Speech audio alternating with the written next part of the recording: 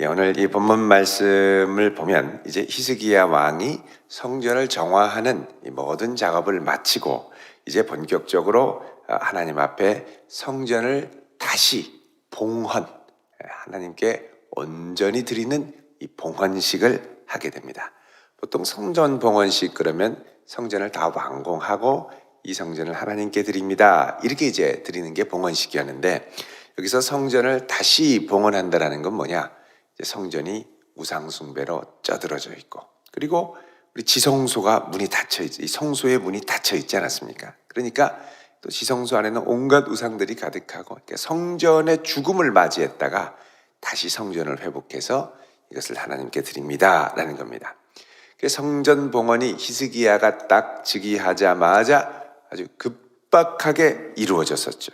어제 보면은 히스기야 왕이 29장 3절에 첫째 해 첫째 달 전문들을 열고 수리하게 해서 이게 아주 속전속결로 계속해서 해서 17절에 보면 첫째 달 초하루에 성결하게 하기를 시작하여 그 달 초팔일에 낭실에 이르고 또 8일 동안 여호와의 전을 성결하게 하여 첫째 달 16일에 이르러 마쳤다 그럽니다. 그리고 이 마친 것을 히스기야 왕에게 보고합니다. 자, 이 보고 후에 20절에 히스기야 왕이 그 다음 날입니다. 일찍 일어나 성읍의 귀인들을 모아 성읍의 이제 그 리더 그룹들을 모아서 여호와의 전에 올라가 이제 봉헌 예배를 드립니다. 근데 봉헌 예배를 드리는데 21절에 수송아지 7마리, 순양 7마리, 어린 양 7마리, 순염소 7마리. 이게 다 7이라는 숫자는 완전함을 의미하죠. 하나님 앞에 완전히 온전히 거룩하게 이 성전을 드리기 원합니다. 자, 이런 마음으로 하나님께 예배를 드리는데 여러분 이게 바로 이 보고를 받자마자 갔다라는 건 히스기야 왕이 하나님께 성전을 재봉헌할 준비를 아주 다 준비한 상태로 있다가 이야기를 듣자마자 갔다는 것을 의미합니다. 그러니까 상당히 준비를 이제 했던 거죠. 나름대로 하나님께 이 성전을 다시 봉헌할 마음을 갖고 딱 끝나자마자 갑니다. 여기 보면은 하나님께 드리는 이 제물이 숫송아지, 순양, 어린 양, 그리고 순염소 이렇게 4종류가 있습니다. 여러분 민수기 7장 88절을 한번 보십시오. 민수기 7장 88절을 보면 여기에 이제 하나님 앞에 번제단을 온전히 드리는데 번제단을 거룩하게 하고 번제단을 하나님께 봉헌합니다. 이렇게 봉헌하는데 이때 뭘 하냐 하면 88절에 화목제물로 여기 이 번제단에 번제물도 드리고 화목제물도 드리고 쭉 하는데 여기 숫소 24마리, 순양 60마리, 그 다음에 순염소 60마리, 그 다음에 1년 된 어린 순양. 그러니까 하나님 앞에 제단을 완전히 봉헌할 때 드렸던 그러니까 하나님과의 관계를 회복하기 위한 제단의 이 봉헌을 제단을 거룩하게 이 제단을 성결하게 하나님께 드릴 때 숫소, 순양, 순염소, 숫양 이게 뭐냐면 제단에서 드리는 주요한 제물들입니다. 이것들을 일시에 하나님께 다 드렸던 것이죠. 다른 말로 하면 여기서도 이제 하나님 앞에 온전히 다시 회복되는 추심으로 돌아가서 하나님 앞에 이 제단을 온전히 봉헌해서 드립니다 라는 마음으로 하나님 앞에 드리는 것이 이제 오늘 이 히스기야 왕이 드리는 제사라는 겁니다. 그러니까 이제 이 번제단을 봉헌하는 모세 때 드렸던 그 전통을 이제 이 히스기야 왕 때 다시 회복하기 시작하는 것이죠. 그래서 하나님 앞에 이 성전을 깨끗하게 한 다음에 그 다음엔 어떻게 하느냐? 하나님께 기쁘게 드림으로 예배를 다시 회복합니다. 그러니까는 회개가 단순히 깨끗게 하자 정도가 아니라 깨끗하게 하면 좋지가 아니라 이제 왕위에 오르자마자 깨끗하게 하고 깨끗하게 되자마자 하나님께 이 제물을 드리고 이 뭐냐? 액션이 있는 순종이 있는 회심입니다. 우리가 보통 이제 회개한다라고 할 때 회개는 이제 돌이켜서 고칠 계죠. 돌이켜서 고치는 게 회개입니다. 근데 이제 회개를 지적으로만 딱 이렇게 가면은 내가 잘못했네. 참 잘못했네. 잘해야지. 요 정도로. 이게 뭐냐? 지적인 깨달음이죠. 어떤 이단 같은 경우는 깨달음만 갖고 구원받는다 이런 것도 있습니다만 사실은 그렇지 않습니다. 깨달음이 있으면 액션도 바뀌어야 됩니다.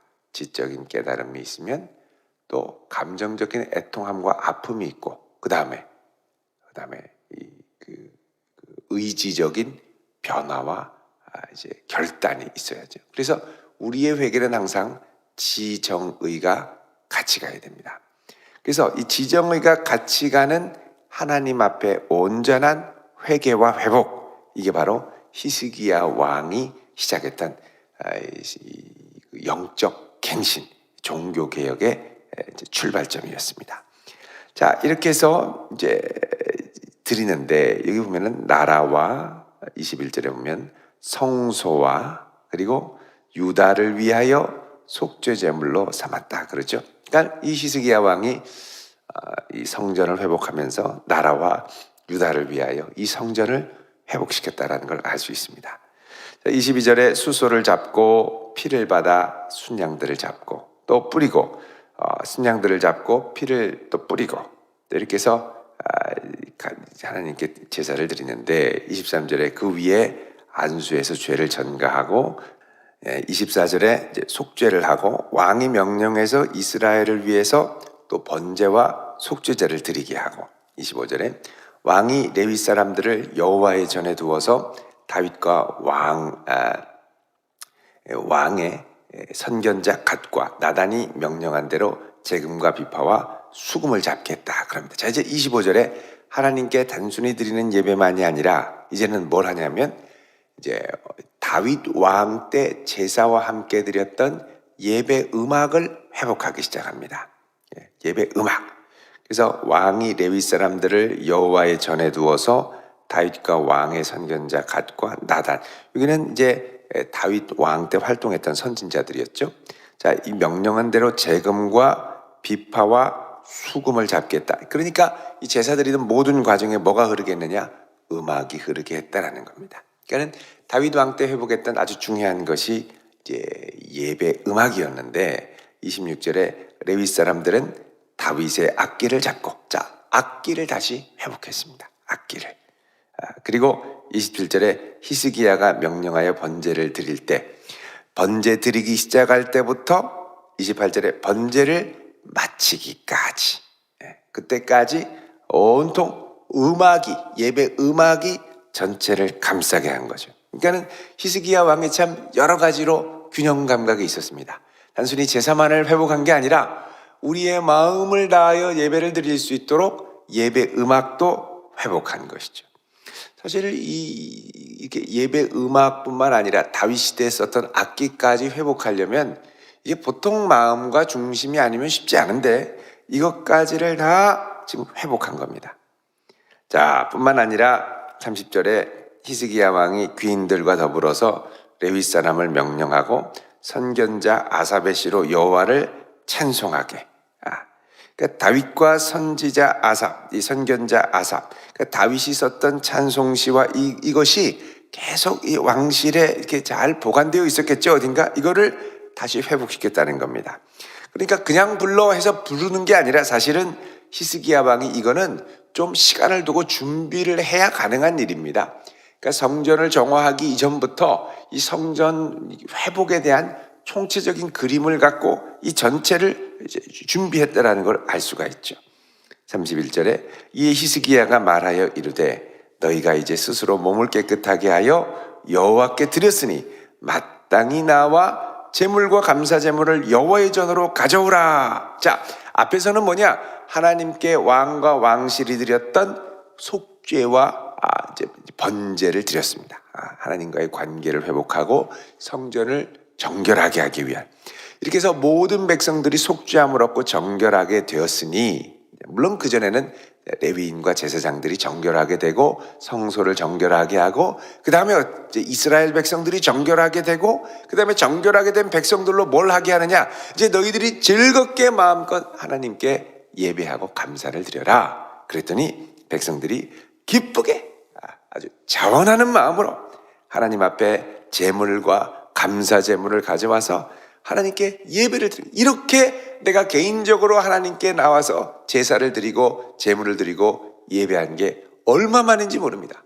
여태까지는 다 이방 아세라와 또 바알 신상들과 신전들이 있어가지고 제대로 예배를 못 드렸죠. 그러니까 이게 국가적인 차원에서의 이 예배의 회복 운동이 일어나니까 그 다음에 어떻게 되느냐, 각 사람들의 영혼이 살아나서 기쁘게 가서 하나님께 예배를 드리며 회복하더라는 거죠. 그래서 우리 개인의 심령이 회복되기 전에 사실은 이 나라가 회복이 돼야 됩니다.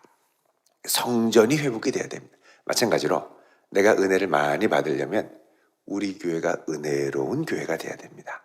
그래서 우리 교회에 은혜의 샘이 마르지 않도록, 말씀의 샘이 마르지 않도록 여러분 계속해서 함께 기도하는 성도 될 수 있기를 바랍니다. 은혜로운 교회가 돼야 돼. 찬양이 은혜로울 수 있도록 기도해야 되고, 찬양으로 헌신하는 이들이 같이 은혜롭게 찬양할 수 있도록 기도해야 되고, 그래서 은혜로운 교회가 될 때 내가 은혜를 받고 또 내가 마음껏 가서 기도할 수 있고 또 은혜를 받을 수 있고 그런 거죠. 이게 꽉 막혀 있으면 내가 아무리 발버둥을 쳐도 마음이 어렵고 탄식이 나올 때가 많습니다. 그래서 교회가 은혜로운 교회로 회복될 수 있도록 여러분 그렇게 함께 기도하는 성도, 그러니까는 은혜가 끊이지 않는 교회, 늘 풍성한 은혜로 우리의 심령이 촉촉하게 주 앞에 젖어드는 교회 될 수 있기를 여러분 계속해서 함께 기도해 나갈 수 있기를 바랍니다. 자, 이렇게 해서 함께 가져와서 기쁘게 제사를 드리니까 기쁘게 제사를 드리니까 회중이 32절에 가져온 번제물의 수요가, 여기 보면 수소가 70마리. 자, 앞에 히스기야 왕 때 21절에 보면 몇 마리를 드렸습니까? 수송아지는 7마리. 원래 수송아지죠. 근데 이 백성들은 수소를 70마리. 그러니까 백성들이 왕이 준비해서 드린 것보다 훨씬 더 풍성하게, 그러니까 백성들의 이 마음이 기쁘게 지금 막 회복돼서 드리는 거예요. 또 순양이 앞에서 21절에는 7마리인데 온 회중이 순양을 기쁘게 가져와서 막 너도 나도 드리는데 순양이 100마리, 어린 양이 200마리. 이게 다 여호와께 번제물로 드린다는 겁니다. 기쁘게. 그 백성들도 아주 하나님께 예배를 드리고 싶어서 바짝바짝 말라 있었던 거죠. 이게 열리니까 기쁘게 막 드리는 겁니다.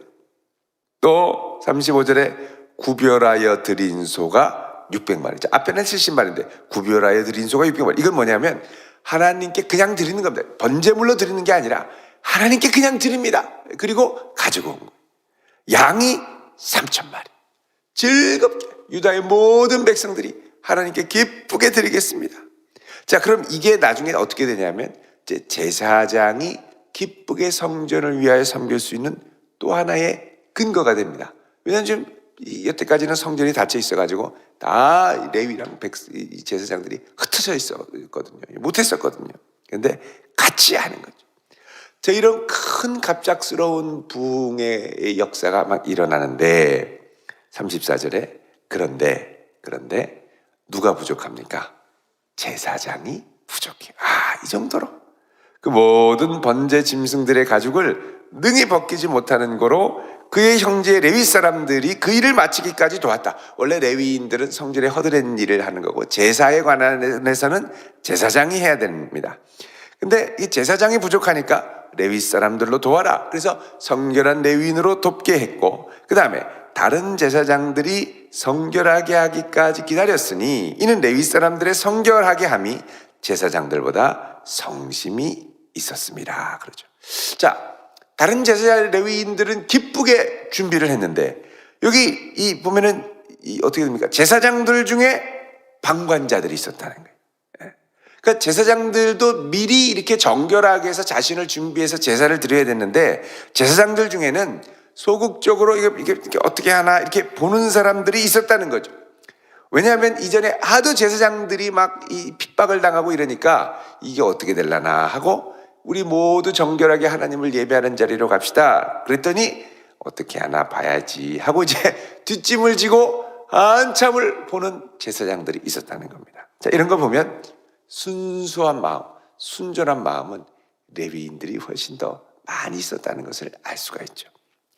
맡은 소임을 다하려면 제사장들이 발벗고 나서서 준비되어야 했음에도 불구하고 큰 책임을 맡은 자들이 또 어떻게 보면 뒷짐을 지고 소리한 면이 있었습니다. 그래서 사실은 이 하나님께 제사 드리는 건 제사장 직분이 중요한 게 아니고 뭐가 더 중요하냐면 정결하냐 정결하지 않느냐가 훨씬 더 중요하게 됩니다.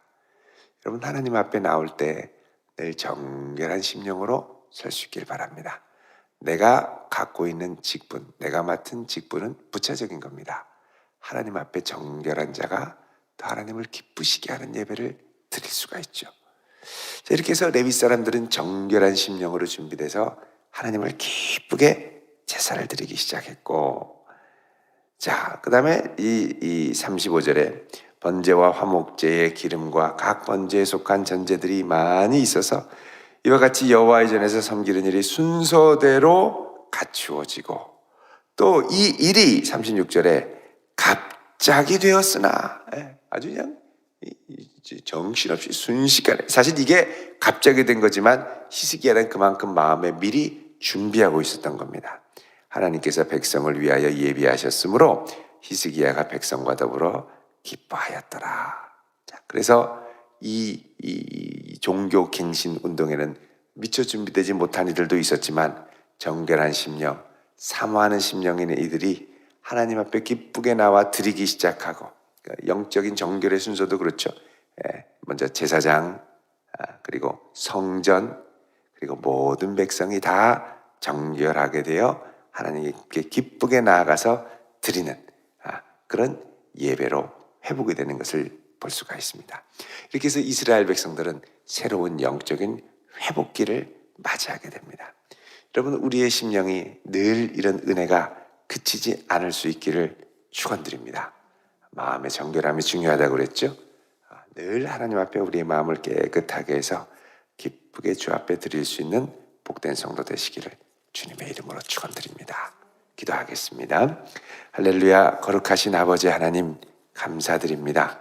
오늘도 주님께서 저희들을 사랑하사 기쁘게 주 앞에 나와 예배드리게 하셨사오니 날마다 기쁨으로 주 앞에 드리는 이 예배가 그치지 않게 하시고 저희들의 심령을 날마다 정결하게 세워 주시옵소서. 오늘 주 앞에 기쁨으로 드리는 귀한 기도의 제목과 감사의 예물 주님 기쁘게 받으사 속히 응답하여 주시옵소서. 예수님의 이름으로 기도하옵나이다. 아멘.